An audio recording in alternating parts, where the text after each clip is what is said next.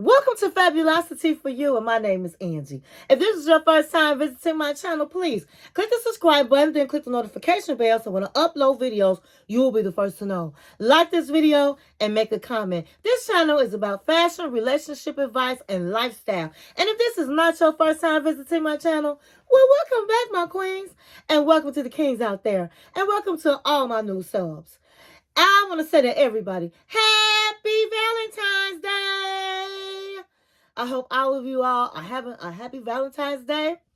And it's also Ratchet Wednesday. So you know what that means. That means it's time for the review of the 90 Day The Single Life Season 4, Episode 7, John Tells the Truth. But before we begin, I want you guys to go get your snacks, go get your drink of choice, and come back and listen to your girl Angie. Text, email, call, send a message in the bottle, baby, and tell everybody that Angie is on the line. So we're going to get right into it. Okay, so the single life opens up with Miss Debbie. Miss Debbie is sitting down talking with her son, Julian, about Reuben the Cuban. She was just going all out saying, oh my God, I had a great time with Reuben. Reuben the Cuban.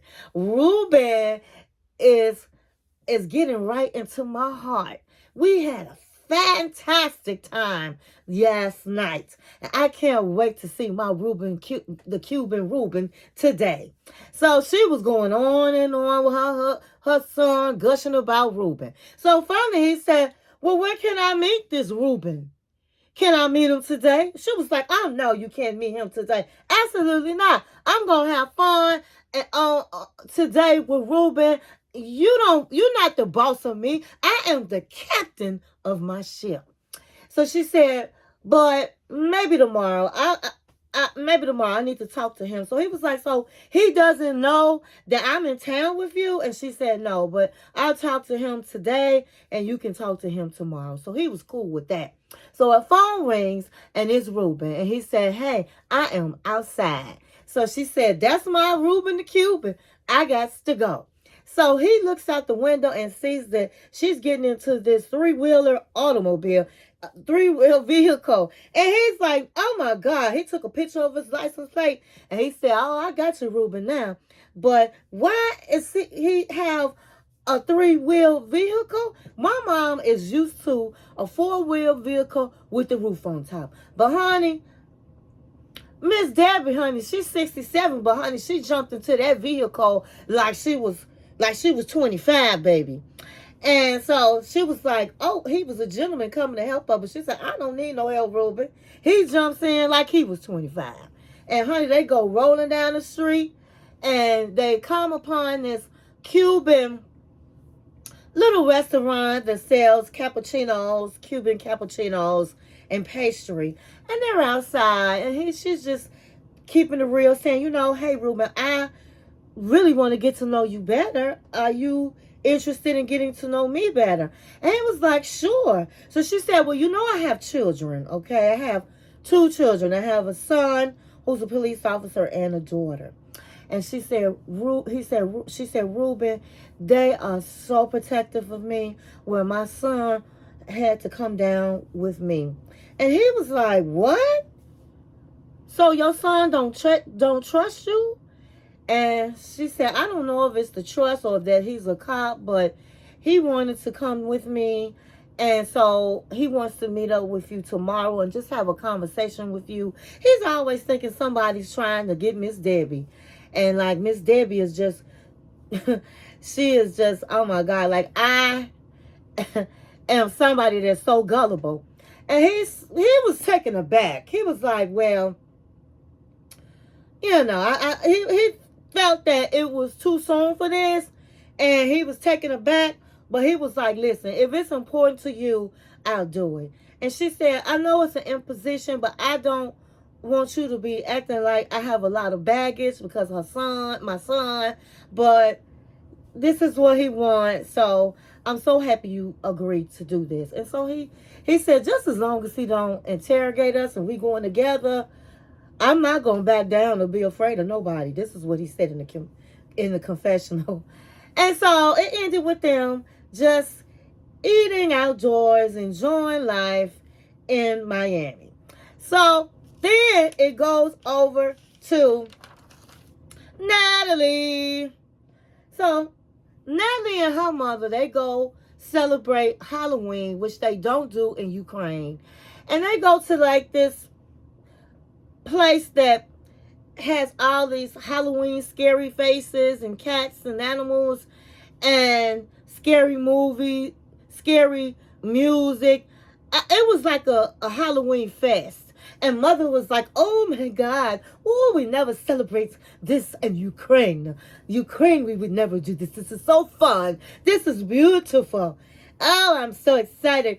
Oh my God, Natalie, where is Josh? Josh should be here. Natalie was like, well, I'm just going to have to tell you the truth. Me and Josh are having problems.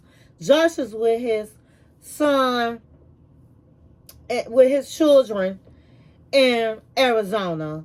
And the thing of it is that I've never met his children. I've been with him a year. I've never been to his house. And so her mother was like, well, let me tell you something, Natalie. Let me tell you something. You need a man that you can have a family with. We should be here with children. We should be here with your children. And she was like, she was looking sad. She was like, yeah. And so she went on to say in the confessional that her mother has always liked, number one, has liked Michael. But she had been married 2 other times. She's been married 2 other times. And she said that the first guy was, he was nice. It was just at the wrong time. She was 22 years old. The second husband, the mother just did not like at all because of how he treated her. So the person that she really loved the most was Michael. And so she said, if you had stayed with Michael, you would have a family by now. I've been waiting on a family. She was putting the pressures on Natalie. She was putting the pressures on Natalie. And so Natalie was like, yes. All thing she could say is yes. She was like, if you was in Ukraine, you would be living with someone by now. You would be married.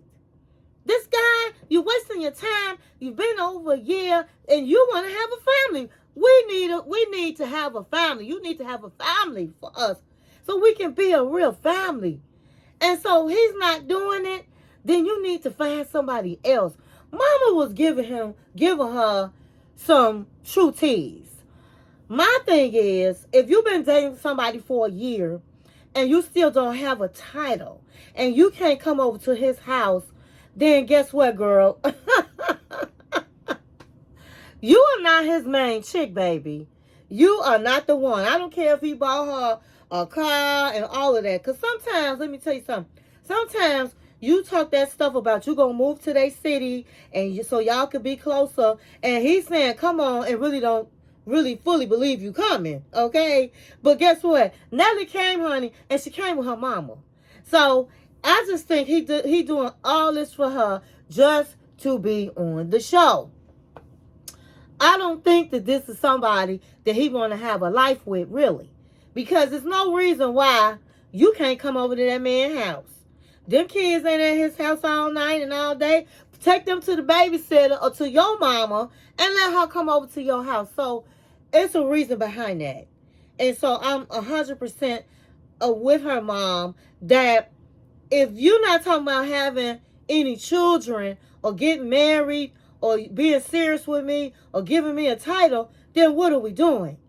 But what I will say this is I think she jumped the gun. He just gave you a car, helped you with an apartment, and now she wants that movie role. So guess what?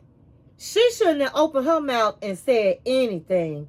And I would have just told Mama, you know what? Let me handle this, okay? Let me get my role in a movie. Let me handle this. Because she really wants to be an actress. And you can't, at 38, you're going to be an actress. You're going to be a mother at the same time. You got to first have a baby. If she had her baby, then she got to wait even longer So she should have just got her eggs, get your eggs frozen, and then have your baby after you get finished doing what you're doing. But to me, I know she at first wanted the baby, but now she's excited to be an actress. So who knows what Natalie wants. But anyway, later that day, Natalie is at home and she is furious. And she's just speaking in her confessional, saying that he was not with her for Halloween. He's not going to be with her for Christmas. What's up with that? She feels like she's being hidden. Honey, she pulled a Mary J. Blige song out called No Happy Holidays. I can't believe after all this time I'm in love with a man who could never be mine. Honey, Josh, I don't think not gonna never be hers. Okay? So if this is what she wants to do now, she wanna pull it. It looked like she pulling it. So she meets him at the restaurant, and he's sitting at the restaurant, and honey, she walking through that restaurant past him with an angry look on her face. And she walk around, and we don't know what's gonna happen. While he was sitting there, Josh was thinking about what his friend said. He said, basically, my friends think I'm a saver hole. I like saving women. He didn't say those words, but basically that's what he was saying. And he said, and then I have to think about that. And I have to think about, why do she really want to be with me? So while he's doing that, Natalie comes walking with an angry look on her face. And she comes to the restaurant, looks at him, and it ends like that. We don't know what's going to happen. We have to wait till next week. Is she going to break up with this man? Is she going to break up with Josh? Is Josh going to say, sure, I want a relationship with you? I doubt if he says that. But we have to wait till next week. So, next, we're going to go to John. Okay? I call him Funky John after last week. We're going to Funky John. And John, he's in the car and he's excited. He's driving to the airport to pick up Megan. He was like, I haven't picked up a woman from the airport in years. And I'm excited to pick her up. I can't wait to see her. And he said it's going to be very special because this is the first time that Megan has gotten on a plane. She's never left San Antonio. And so we see Megan, she's there, and they give each other a big kiss, and she's saying that she's excited. And she said in confessional, she's never been out of town because she's always with her daughter. Her daughter has special needs, and she's always there and can never get away. But she felt like it's very important, if this man is going to be around her child and in her life, that she needs to come to town and come to Vegas and meet John's people, John's family, and see how he lives. So they go to his house, and he takes her into his room. And, honey, John's room was a mess. He had suitcases as his dresser, he said, and boxes. And she was really floored to see how his living condition was. And she's like, do you have a dresser, or is this you living out of your boxes and suitcases? Well, my suitcase is the dresser. The suitcase is my dresser. And these are my boxes. And he was like in confessional, it's just easier to live out the boxes and use my suitcase as my dresser in case I got to leave real quick. Honey, he know his time is up. His brother said last week, listen, you was only supposed to be here for a couple of weeks, and now it turned into a few months.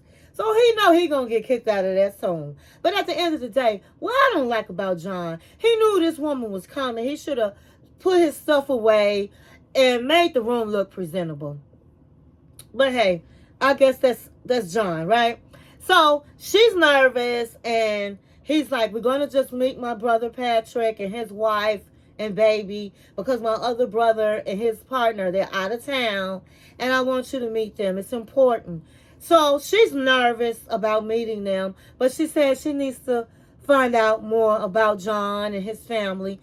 And so in confessional, John is like, in confessional, John is like, I really hope that my family loves her. I'm excited to introduce her. But honey, if they don't like her, then we're going to have a problem. I can't go forward in the relationship. So he said, I just hope they like her. So they come in the restaurant, and Patrick and his wife and baby is already sitting at the table. And they just jump all over John. I don't like how they've been talking about John. Now, even though John is immature and he living in everybody's house from pillar to post, it's true. But it seemed like he's the sibling that really don't have himself together.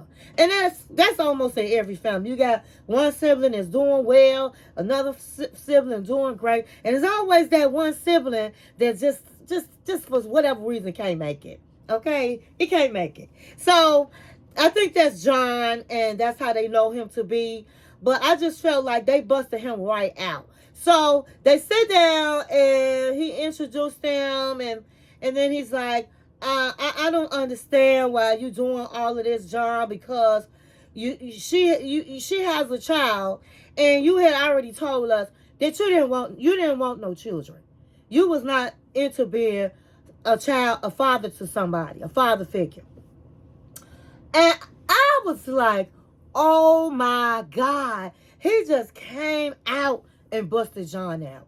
And then his wife gonna say, yeah, I mean, you're just gonna have another baby on your hands. He's a man baby. And this girl was looking like, oh my God, honey. She said, I hope he don't do me like that, because I'm not looking for no grown man and being a baby. And so John was like, well, the thing is, I said I didn't want no children of my own. I didn't want a baby. I never said that I wouldn't be a father figure in somebody's child, in a child's life. So she even looked like, oh my God, when he said that. So he was like, well, do you want any more children? And she was just looking peed old, okay? And she said in the confessional that really made her nervous. She never knew that, because she was considering having more children. So I just felt like they didn't have to come at her like that. They should have let her talk and get to know her. And that just, to me, wasn't their place to say that to her. Because sometimes some men will talk that talk, and then when they get with somebody they love, they have a change of heart. Like he's having a change of heart because he's falling in love with Megan. So I didn't like how they did John at all. And so John in confessional was like, well, God damn. Can things get any worse? They just busted him out. And so that's how it ended. And so we have to find out, are they going to continue to make John look bad in front of Megan? Or are they going to bring it down a bit? We just have to wait till next episode. So, next is Tyree. Tyree get on my nerves. Oh my God. He's in the hotel room with his siblings, and he's trying to find something to wear on his date with Teresa. And he pulls out this light blue top and some shorts, and he's sitting up talking to them about, we really had a connection. And they like, well, do you think you'll get some smooches in?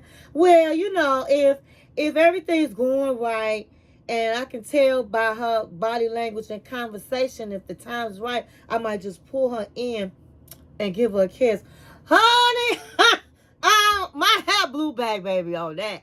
I'm like, do you really believe that's going to happen, honey? You are very delusional. So he gets dressed, and he walks to his date, and he said it's like 100 and something degrees, and he's sweating profusely. And my thing is, when you know it's hot outside and you somebody that's gonna sweat, then first of all, wear a t-shirt under your top and wear something a little dark so that you can't really, see the stains that's coming on your shirt. But he wears this light blue shirt, honey. Looked like he went swimming in his shirt. He's sitting up sweating profusely. And they're doing a walking tour, which was, why would you be doing a walking tour and it's 100 and something degrees, 125, 35 degrees outside? And you're a big person and you walking. Why would you do that? You should have just went to a restaurant where it was air conditioner and you can be cool. But anyway, this is what he does. So Teresa meets him there, and she's dressed appropriately with shorts and a tank top and all of the things. And she's saying that, hey, in a confessional, well, we really did have a connection. It was really nice talking with him. I would love to see where this leads. And I'm looking like her, like, girl, quit playing with us. Quit playing with us. The only reason you on this date is because, guess what? You want to be on TV. That's it. That's it. But I'm glad that you did show up for this man. I'm glad you did that.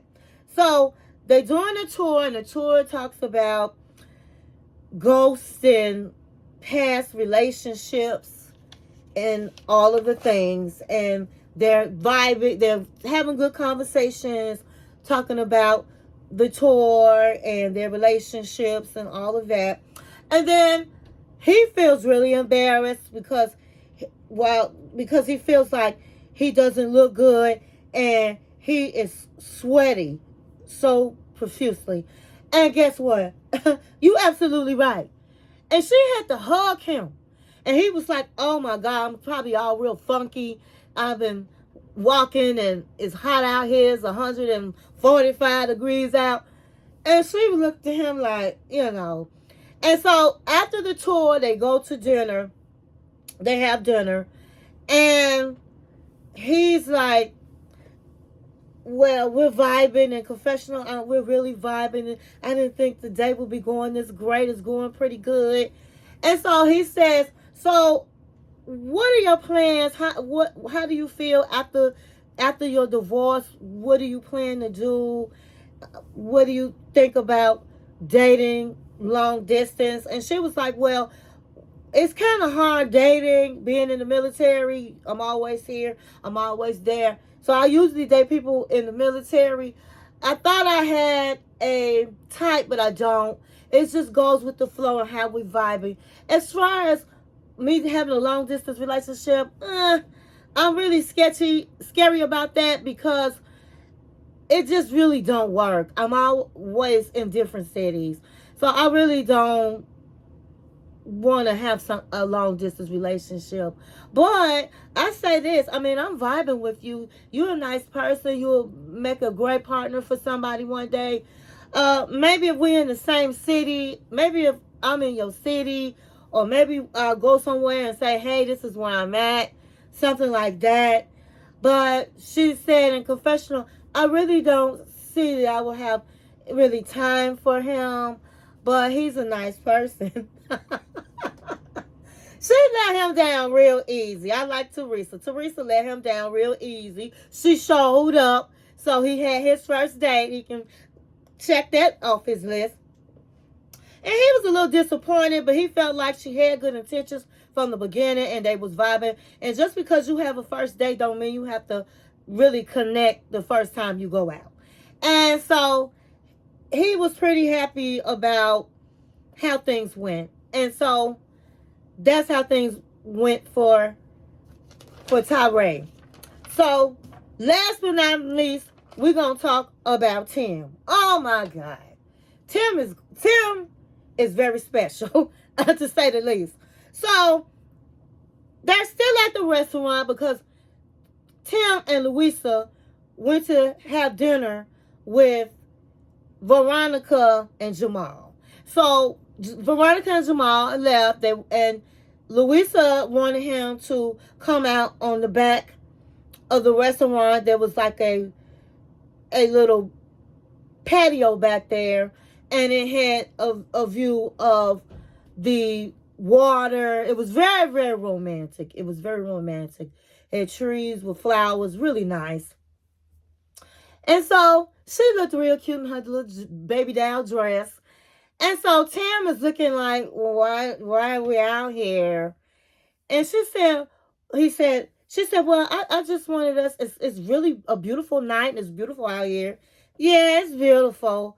But was there something you wanted to talk to me about that you couldn't talk to me about in front of the others? And she was like, I don't want to do any talking. And so he said, you don't want to do any talking? No, I don't. So she got close to him and he's like, why are you getting close to me? And she said, well, I just want a little kiss. And he was like, what? Well, are you going to try to force me? And so she was like, no, I'm not trying to force you. And he was like, well, I need to brush my teeth. I just ate some steak. And she was like, and I ate beans, but that's okay. He said, well, maybe I'll give you a little something. And she said, no, I don't want a little something. So, honey, she grabbed his face and she kissed him. And she said, all right, that was okay. Are you tasting something? And she was like, no, I would like another kiss. And so she grabbed his mouth and they kissed, and honey, they kissed a couple times. And she was like, you know what? Since he made a big deal out of kissing, I thought this was going to be terrible. She said, but you know what? Tim is a great kisser. I liked it. In fact, I hope I don't have to wait a year to get something else. So Tim was like, he was happy that she liked the kiss. And he was like, in confessional, I'm glad we got the kiss over with. So we got that over with. And I just want to make sure, that she's somebody that I'm going to be happy with and before we go further. And so she was like really saying that she really do like Tim. So I don't know. I really thought it was really strange that Tim's making a big deal out of a kiss. It just seemed, she said it wasn't, he said it didn't seem awkward to him and that it didn't seem like he was pressured into it. It was really easy kissing her. And he said she's a woman. He appreciated a woman that's a female version of him that goes after what she wants. But my thing is, what is wrong with Tim? It's something not right. I never seen a 40-something-year-old man act like it's a big deal to give a woman a kiss. And talking about I got to brush my teeth. I mean, that's just, I don't know. I don't know. One of these days, something is going to unfold about Tim. Because I don't get it. He act worse than Tyree. And Tyree never had nothing. So, something's up with Tim. Maybe it will unfold as the season goes. Or maybe we'll never find out what's going on with Tim. But something not right. But anyway, that's all I have. I hope you enjoyed this video. And thank you for watching my channel. 1